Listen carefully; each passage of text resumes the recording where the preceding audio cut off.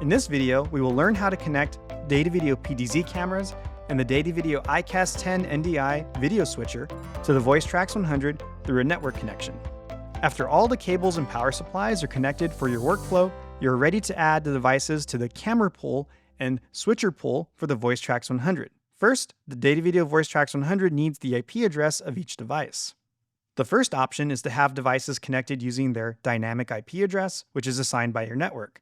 The second option is using a static IP address, which involves manually entering the IP addresses or other networking information into the device.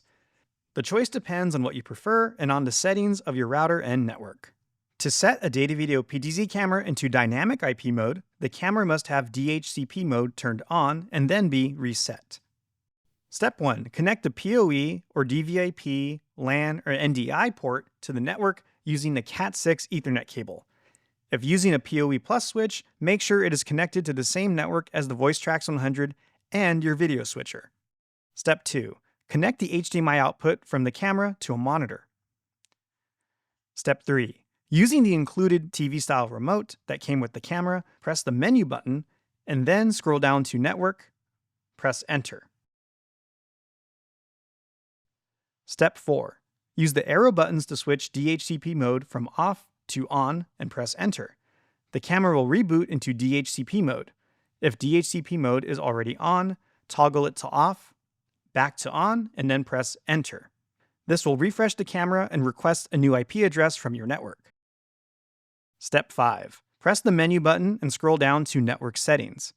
On the PTC 285 and 305 series cameras, scroll down to Information, and the IP address assigned by your network will be displayed. Step 6. Write down the IP address and MAC address found on the bottom of the camera to later connect to the VoiceTRX100 and identify your cameras. To set a data video PDZ camera into static IP mode, the camera must have DHCP mode turned off and then be reset. Take note of the network's current IP range and then create and write down unused IP addresses for all of your data video PDZ cameras. To set data video PDZ cameras in static IP mode, Step 1. Connect the video output of the data video PDZ camera to a monitor and use the TV-style remote to go to Network Settings and confirm DHCP mode is off. If it is on, switch it to off, and then press Enter on the remote, and the camera will reset. When it reboots, you will see the default static IP. Write it down or leave the camera OSD on the monitor on. Step 2. Connect the data video PDZ camera using the PoE or DVIP, LAN, NDI port directly to a computer via Ethernet and network with the camera directly. Disconnect your computer from any network or Wi-Fi connection. If using PoE in your workflow, temporarily power the camera using the included 12-volt power supply or connect to the computer using an unmanaged PoE switch. Disconnect the computer from any Wi-Fi or internet connection. Step 3.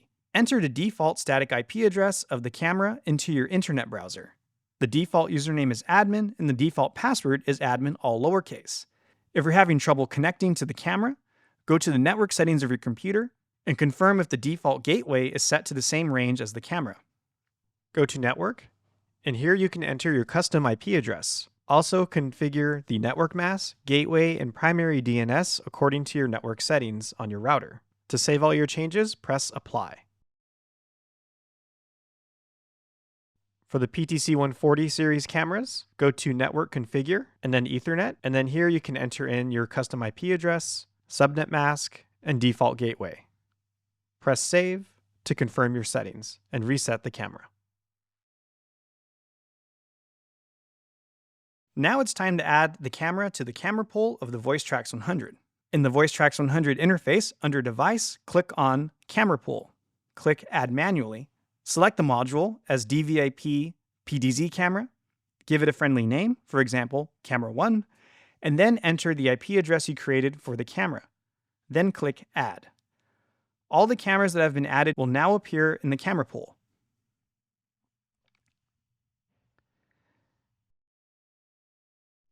After adding a camera, go to the Edit icon. Use the drop-down menu to select the RTSP stream path to match the model of the camera. Click Save, and then go back to the camera pool to repeat this process for all cameras on the network. Next, let's connect the iCAST10NDI to the VoiceTRX100. Connect the iCAST10NDI to the same network as the VoiceTRX100 and power it on. In the menu of the iCAST10NDI, go to Network Settings and turn DHCP mode on. The iCAST10NDI screen will display the IP address assigned by your network. To add iCAST10NDI to the VoiceTRX100, go to the Switcher pool. Enter the IP address manually. When it is added, it will appear with its IP address in the Switcher pool. Next, assign a channel for the iCAST10NDI to the camera that is plugged into that channel according to your workflow. Please note that channels 1 through 3 can be NDI or HDMI. Channels 1 through 4 can all be set to HDMI, and channel 1 could be either NDI, SDI, or HDMI. Double-check and confirm the proper routing of all of your camera sources on the preview output of the iCAST10NDI.